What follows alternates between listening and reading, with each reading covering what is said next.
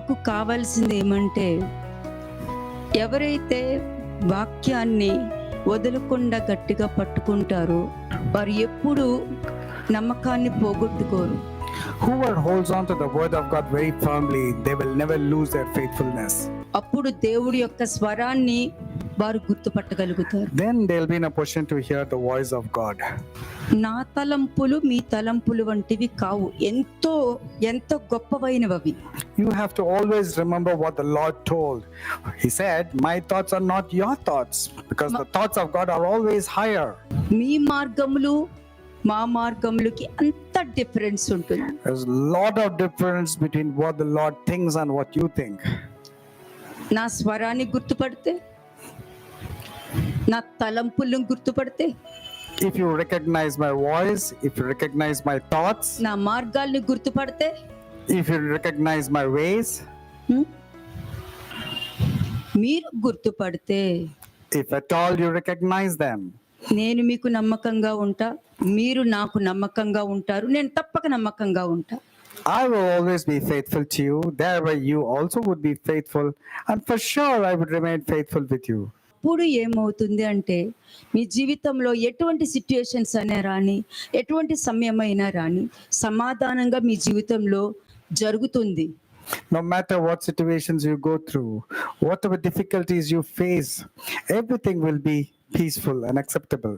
సముద్రం పొంగని అవి సమాధానంగా వెళ్తుంది. Let the sea foam with roads, but then it has to remain faithful. It has to remain calm. ప్రతి సమస్య మీ జీవితంలో నమ్మకంగానే ఉంటుంది. Then all your problems will have at peace. They'll always be faithful. స్వరాన్ని గుర్తుపట్టడము. 2, ఆలోచన, తలంపులు దేవుని తలంపుల్లోకి రావాలి. 3, అందుకనే నీకు ఏ ఆలోచన వచ్చినా, నాకు ఈ ఆలోచన వచ్చింది, ఇది దేవుని దృష్టికి సరిగా ఉందా లేదా అన్నది ఒక ప్రశ్న వేసుకుంటే నీకు సమాధానం దొరుకుతుంది. అప్పుడు సముద్రపు అలలైనా కూడా సమాధానంగా నీ దగ్గరికి చేరుతుంది. The first thing is you have to recognize the voice. The second thing is you have to always check the thoughts that is occurring to you. Is it in alignment with God's thoughts or not? If it's not, you have to align yourself to God's thoughts.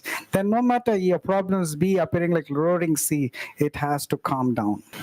అప్పుడు మీ పక్షమున యుద్ధము నేను చేస్తా, మీరు చేయవలసిన పని లేదు. Then you don't have any necessity to fight any of your battles, because on your behalf I will be fighting all your battles. అప్పుడు నీ నమ్మకంలో భయం ఉండదు. Then you will not have fear. There will not be any lack of faithfulness in your fear. ఎప్పుడైతే స్వరం గుర్తుపడతారో, The moment తలంపులు, దేవుడు తలంపుల్లోనికి మీరు వస్తారో, దేవుడు మార్గంలోనికి మీరు వస్తారో, అప్పుడు ఆయన నీ పక్షమున యుద్ధం చేయడం అన్నది జరుగుతుంది. నీకు ఒక నమ్మకం వస్తుంది. ఏ విధంగా ఉంటుంది ఆ నమ్మకం? భయపడను అని నీకు నువ్వే చెప్పుకునే నమ్మకం నీకు వస్తుంది. When you recognize the voice of God, and when the thoughts of yours is aligned to the thoughts which God wants towards you, and you recognize the ways that God wants you to know, then you will not be having any afraid at all. You will not have any fear at all. You will have so much of faith that fear doesn't exist in your life anymore. నీకు నడిపింపు దొరుకుతుంది, నీకు మార్గం తెరవబడుతుంది, సమాధానకరమైన మార్గం తెరవబడుతుంది. నేను చాలా సార్లు చెప్పా, ఏ సమస్య వచ్చినా నన్ను దాటే మీ దగ్గరికి రావాలి. You will get a way of escape. You will get multiple ways to tread in, and I tell you, it has to come through me. No problem can cross me and come and touch you. And న్యాయము mercy. చేయుట యెహోవానగు నాకు ఇష్టము. The Lord loves justice, అది తప్పక జరుగుతుంది and for sure justice will prevail. కదా. దేవుడిలో మంచి ఉంటుంది, చెడు ఉండదు. God is always good. There is nothing bad in him. దేవుడు నీ పక్షమున ఉండి యుద్ధం చేస్తారు. God will fight on your behalf. లోపల అపరాధం ఉందనుకోండి, Let's say if there is transgression inside you, ఆ అపరాధమే మీకు గురువు, మీకు టీచర్, మీకు తండ్రి, మీ దేవుడు.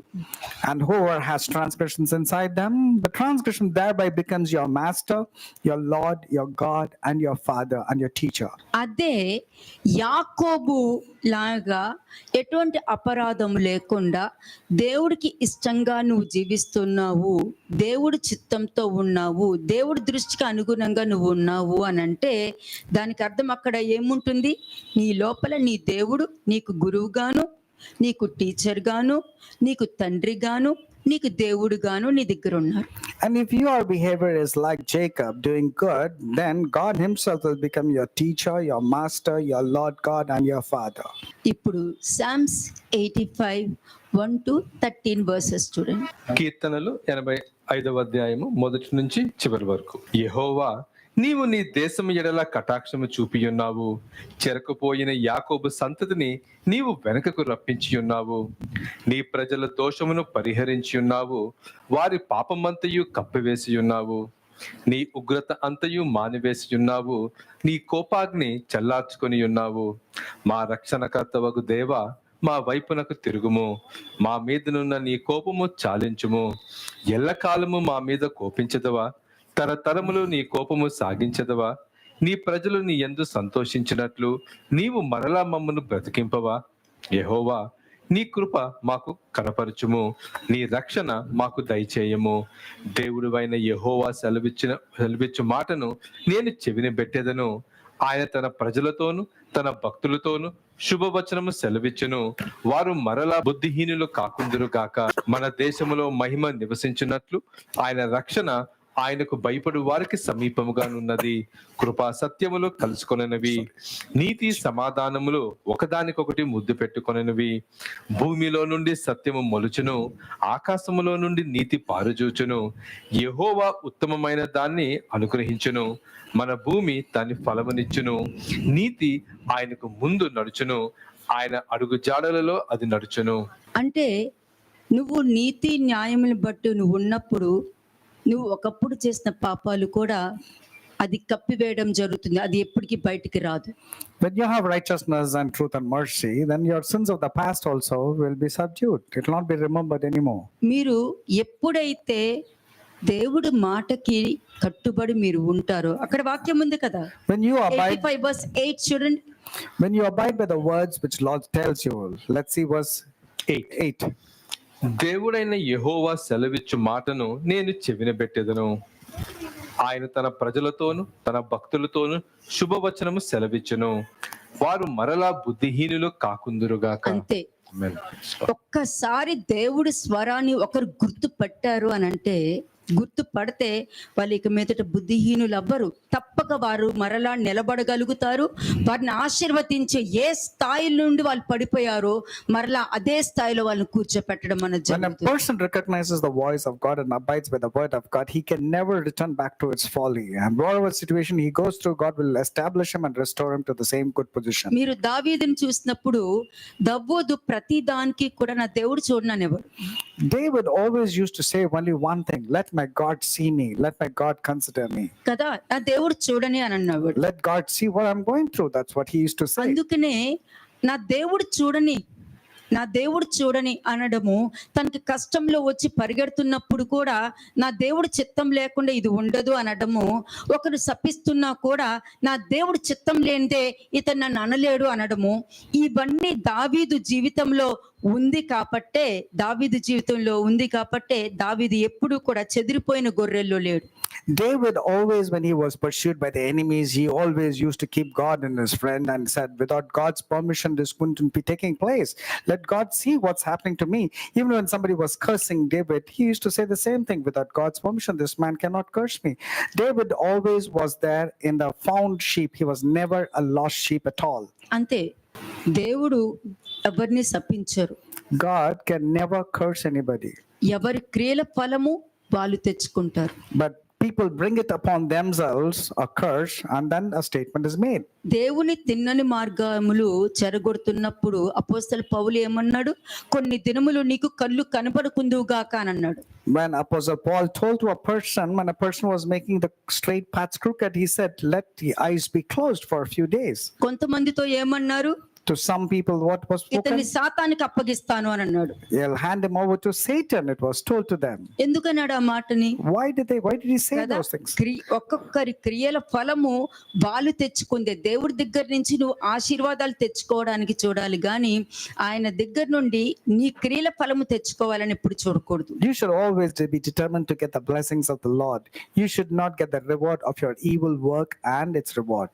Psalms 105 verse 7 చూడండి. కీర్తనలు 105వ అధ్యాయము 7వ వచనం. Psalms 105 verse 7. ఆయన మన దేవుడైన యెహోవా, ఆయన తీర్పులు భూమి అంతటా జరుగుచున్నవి. నెక్స్ట్, తాను సెలవిచ్చిన మాటను 1000 తరముల వరకు, అబ్రహాముతో తాను చేసిన నిబంధనను, ఇస్సాకుతో తాను చేసిన ప్రమాణమును నిత్యము ఆయన జ్ఞాపకము చేసుకొనెను. వారి సంఖ్య కొద్దిగా ఉండగను, ఆ కొద్ది మంది ఆ దేశమందు పరదేశులై ఉండగను. కొలవబడిన స్వాస్థ్యముగా కనాను దేశమును మీకు ఇచ్చేదనని ఆయన సెలవిచ్చెను. ఆ మాట యాకోబునకు కట్టడగాను, ఇశ్రాయేలునకు నిత్య నిబంధనగాను స్థిరపరిచి ఉన్నాడు. వారు జనము నుండి జనమునకును, ఒక రాజ్యం నుండి మరి ఒక రాజ్యమునకు తిరుగులాడుచూ ఉండగా. అలాగే 5వ వచనానికి కూడా వెళ్ళండి. వర్స్ 5, 5వ వచనం.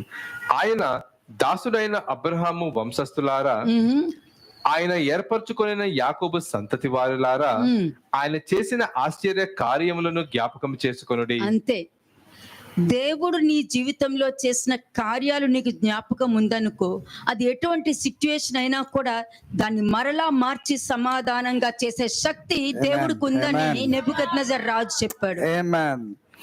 When a man remembers all the good things that the Lord has done in his life, no matter what that person is going through or facing, God can turn it around and make that favorable to that person. ఒక్కడైనను నశించుట నాకు ఇష్టం లేదు, వారు బ్రతకడమే కదా నాకు ఇష్టమైనది అని వాక్యం చెప్తుంది. God doesn't want even the wicked to perish. He wants every person to be నేను alive. ఎప్పుడు మీకు చాలా సార్లు చెప్తాను, నీ దృష్టిలో ఏది కరెక్ట్ కాదు, దేవుడి దృష్టిలో నువ్వు చేసేది కరెక్టా కాదా అన్నది ఒక్కసారి చెక్ చేసుకుంటే నీ ముందుకు సమాధానం వచ్చి పడుతుంది.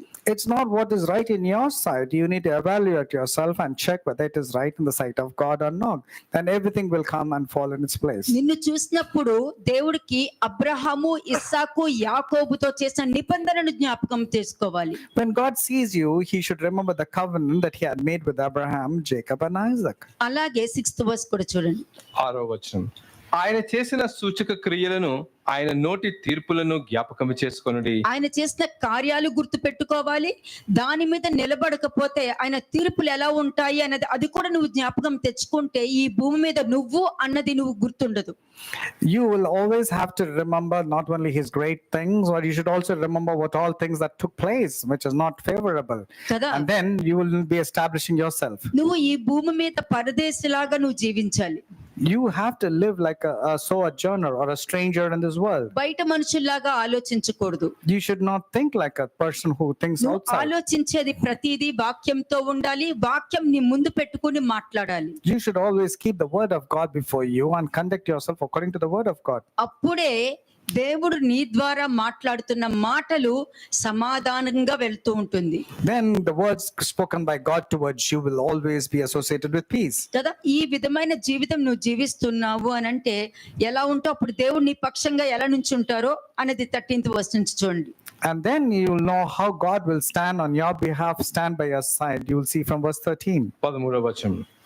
వారు జనము నుండి జనమునకును, ఒక రాజ్యము నుండి మరి ఒక రాజ్యమునకు తిరుగులాడుచూ ఉండగా, నేను అభిషేకించిన వారిని ముట్టకూడదనియు, నా ప్రవక్తలకు కీడు చేయకూడదనియు ఆయన ఆజ్ఞ ఇచ్చి, ఆయన ఎవరినైనాను వారికి హింస చేయనీయలేదు. ఆయన వారి కొరకు రాజులను గద్దించెను. అంతే, ఆయన యాజకులను గాని, ఆయన చేత అభిషేకింపబడిన వారు గాని, ఆయన బోధల్లో నిలిచి ఉండేవారు గాని వాళ్ళెవ్వరిని కూడా ఏ దెయ్యము ముట్టుకొనివ్వకుండా చూస్తారు. God will ensure that nobody can touch his anointed ones or his prophets. Nobody can do harm to them and ensure that they are divinely protected. కానీ నువ్వు యాకోబు ఏర్పరిచిన బేతేల్లో నువ్వు ఉండాలి. But you have to be in that particular Bethel and Gilgal where Jacob has ordained or kept it. కదా, యాకోబుని ఎవ్వరు ఏమి చేయనివ్వలేదు. no one could do harm to Jacob. యాకోబుకి అతనికి సహాయము ప్రొటెక్షన్ దొరుకుతూనే ఉంది. ఎవరు ఎంత మోసం చేసినా కూడా యాకోబుకు మాత్రము సహాయం దొరుకుతూ ఉంది. అతని జీతం పెరుగుతూనే ఉంది. Jacob was immensely blessed. No matter how many times people wanted to cheat him and defraud him, his blessings were so good. కదా 16th verse చూడండి. 16వ వచనం. దేశము మీదకి ఆయన కరువు రప్పించెను, జీవనాధారమైన ధాన్యం అంతయు కొట్టివేసెను. వారికంటే ముందుగా ఆయన ఒకని పంపెను, యోసేపు దాసుడుగా అమ్మబడెను. వారి సంకెళ్ళ చేత అతని కాళ్ళు నొప్పించిరి, ఇనుము అతని ప్రాణమును బాధించెను. అతడు చెప్పిన సంగతి నెరవేరు వరకు యెహోవా వాక్కు అతన్ని పరిశోధించుచుండెను. కాబట్టి నువ్వు ఇక్కడికి వచ్చి వాక్యం విని నువ్వు బయట పలికినా పలకకపోయినా హృదయంలో ఒక మాట నువ్వు దేవుడి విషయంలో నేను ఇలా ఉండాలని అనుకుంటున్నావు అనంటే నిన్ను పరిశోధిస్తూనే ఉంటారు. When you come to this place where you have decided that you have to lead your life in a right way, that God will keep on checking on you to test you to see whether you're going to తప్పక really stand or not. పరిశోధిస్తూనే ఉంటారు. For sure, you will be examined and tested, న్యాయము చేయుట యెహోవా నాకు ఇష్టము. because Lord loves justice at all times. నేను మీకు ఎప్పుడు కథలు చెప్పను, ఏదో ఆచారపరంగా వాక్యం బోధించడాలు అలాంటివి నేను చేయను. I don't teach any traditional related sermons or any tales or fables. ఈ I speak భూమి only the మీద word of నువ్వు God. ఏ విధంగా ఆశీర్వదించబడాలో అదే నేర్పిస్తాను. I tell you the ways how you can be blessed while you're living in this నిన్ను నువ్వు world. ఎలా కాపాడుకోవాలో నేర్పిస్తాను. I teach you how you can protect yourself. ఎక్కడ మాట్లాడాలో నేర్పిస్తాను, ఎక్కడ మాట్లాడకూడదో I also నేర్పిస్తాను. teach you where you ought to speak and where you're not supposed to. ఎక్కడ నిన్ను నువ్వు జాగ్రత్త పెట్టుకోవాలో నేర్పిస్తాను. ఎక్కడ నువ్వు ఏ పరీక్షలోనైనా సరే నిన్ను పరీక్షించేటప్పుడు ఏ విధంగా ఒక కనాను స్త్రీ అక్కడికి వచ్చి అయ్యా నా కూతురికి దెయ్యం పట్టింది, దయచేసి నువ్వు వచ్చి స్వస్థత చేయమంటే నేను ఇశ్రాయేల్ జనాంగం కోసం వచ్చాను, నీ కోసం నేను రాలేదు అని చెప్పడం జరిగింది. అప్పుడు ఆమెకి ఎట్లా అనిపించాలి? You will be safeguarded at all times. And also like the test that came to the Canaanite woman when the Lord said, see, I've come for the nation Israel, not for you. What thoughts would have gone into the Canaanite woman when she was told by the Lord? నేను మాట్లాడుతుంది చెదిరిపోయిన గొర్రెల గురించి కాదు, చెదరకుండా నిలబడే గొర్రెల గురించి చెప్తున్నాను. I'm first not talking about the scattered sheep. I'm talking about that sheep which doesn't remain scattered. చెదిరిపోకుండా ఉండే గొర్రెలకి తప్పకుండా వారిని పరిశోధించడం అనేది జరుగుతుంది. వారిలో వాక్యం ఉంటుంది కాబట్టి పడినా కూడా తిరిగి లెగడం వారికి మాత్రమే తెలుసు. I'm not talking about the scattered sheep. I'm talking about that sheep which is remaining intact according to the word of God. Even if they fail, they know how to bounce back to normal spiritually. కదా, ఎందుకంటే దేవుడి కన్నా న్యాయవంతుడు ఇంకొకడు ఉంటాడా? Can there be anybody who can be more just and more దేవుడు faithful అన్యాయం than God? చేశారని ఎవరైనా చెప్పగలుగుతారా? Can anybody say God is not fair? God has cheated or defrauded? చెప్పలేరు. దేవుడి దగ్గర న్యాయం ఉంటూనే ఉంటది. God is always right and just in all his ways. అది ఉన్నప్పుడు ఎట్లా ఉంటుంది? నువ్వు ఎప్పుడు చెదిరిపోవు, చెదిరిపోయే గొర్రెలు నువ్వు ఉండనివ్వకుండా నేను తప్పక నీకు సహాయం చేస్తూ ఉంటాను. You will definitely never be among the scattered sheep, and for sure you will remain intact with the Lord. కదా, ఒకరు చెదిరిపోవడం కూడా నాకు ఇష్టం ఉండదు. And God doesn't want any one of us to be ఒకరు scattered. పడిపోయినా కూడా వాళ్ళని ఎలా తెచ్చుకోవాలని చూస్తాను కానీ వాళ్ళని పోగొట్టుకోవాలని నేను చూసుకోను. Even if someone is lost, even if somebody is failing and falling, God doesn't want to leave a వాళ్ళకి person alone. ఆప్షన్ ఇస్తూనే ఉంటాను, God keeps on giving options through ప్రేమతో his word of చెప్తూ God. ఉంటాను, He sends his word, and with love and గద్దింపుతో affection he brings. చెప్తూ ఉంటాను, He sends rebuke also to them. హెచ్చరికతో చెప్తూ He ఉంటాను. warns them also. దాని తర్వాతనే fourth step అనేది పనిష్మెంట్ అనేది జరుగుతుంది. Then comes the final stage, which is punishment. నేను ఏ విధంగా ఇచ్చినా నువ్వు నీకుగా తిరిగి రావడమే నాకు కావాలి. No matter what you are going through, all that matters to the Lord towards you is that you need to return to him. కదా, అప్పుడు వాళ్ళు వచ్చినప్పుడు మరలా వారు కట్టబడ్డం అనేది జరుగుతుంది. Then they will be built up again when they return. అప్పుడు వరకు కూడా పరిశోధించడం జరుగుతుంది. నీకు దేవుడు గుర్తుకొస్తే వెంటనే నీ క్రియల విషయమై, నీ ఆలోచన విషయమై, నీ మాటల విషయమై నువ్వు పశ్చాత్తాపడటం అనేది జరుగుద్ది. నీలో దేవుడు గుర్తుకు రాకపోతే నువ్వే గుర్తుకొస్తావు.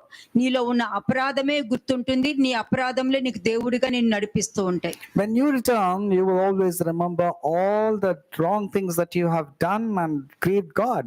But if you are remembering your transgressions, if you are doing your transgressions will become your God and have dominion over you. Nebuchadnezzar రాజుకి ముందుగానే వార్నింగ్ వెళ్ళడం జరిగింది. In Daniel chapter 4, Nebuchadnezzar the king was forewarned. ఇచ్చిన తర్వాత ఒక సంవత్సరము అతనికి సమయం ఇవ్వడం అని జరిగింది. And 1 year time passed after the warning came. కదా, ఆ 1 year సమయంలో అతను ఏం చేశాడు? పోగొట్టుకున్నాడు. In the 1 year's time, what did he do? He forgot the warning. He lost what మాట God told. వినలేదు, He was not obedient. He was not faithful దేవుడి to. జ్ఞాపకం రాలేదు, He couldn't remember God. తన ప్రవర్తన విషయంలో జ్ఞాపకం రాలేదు. He never changed his attitude or కానీ behavior. అతనికి ఏమనిపించింది, ఇదంతా నేనే కదా కట్టుకున్నాను అని అనుకున్నాడు And he was proudly speaking, these things are built by me. కదా, నాకు తిరుగులేదని అనుకున్నాడు. And he said, there is no turning back in my life. సంవత్సరం కంప్లీట్ అయ్యింది. 1 year was over.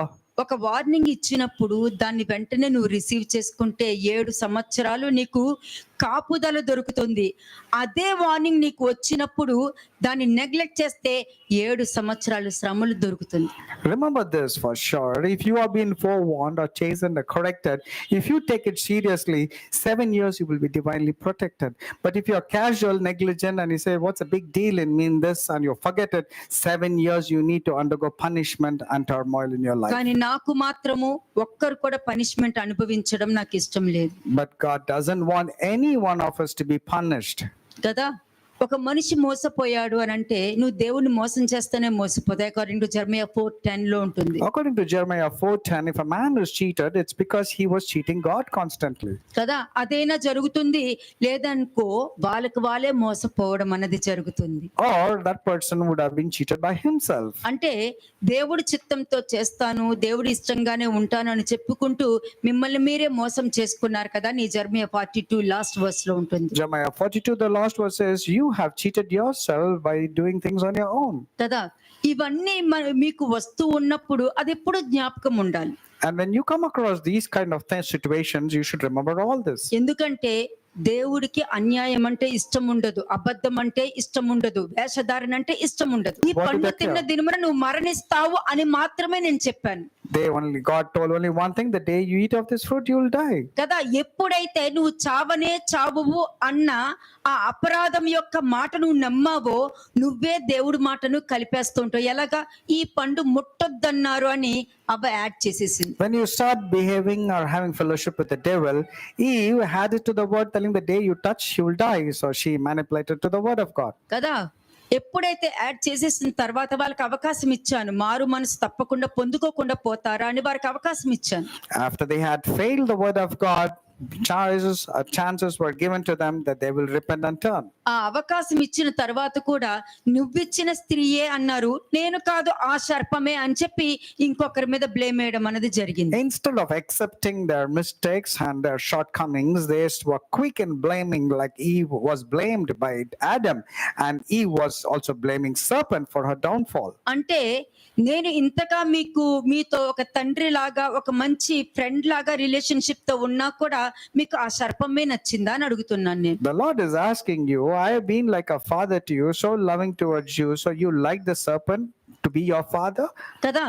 అందుకనే వాడు అబద్ధమునకు జనకుడు అని అన్నారు. That's the reason he's a father of lies. ఆ The devil is a father of అబద్ధమునకు lies. జనకుడు అని అంటే వారి మాటల్లో గాని వారి యాక్షన్ లో గాని ప్రతిదీ కూడా అబద్ధాన్ని మాత్రము వాళ్ళు హైలైట్ చేసుకుంటూ వెళ్తారు. And that's the reason in their lives they keep on telling lies or hiding the truth, and they want to portray all kind of lies. ఎందుకంటే చెదిరిపోయిన గొర్రెలకు ఉండే లక్షణాలు అవన్నీ. These are all the characteristics. మీతో చెప్తున్నాను ఈ రోజు. These are all the characteristics of a scattered sheep mentality.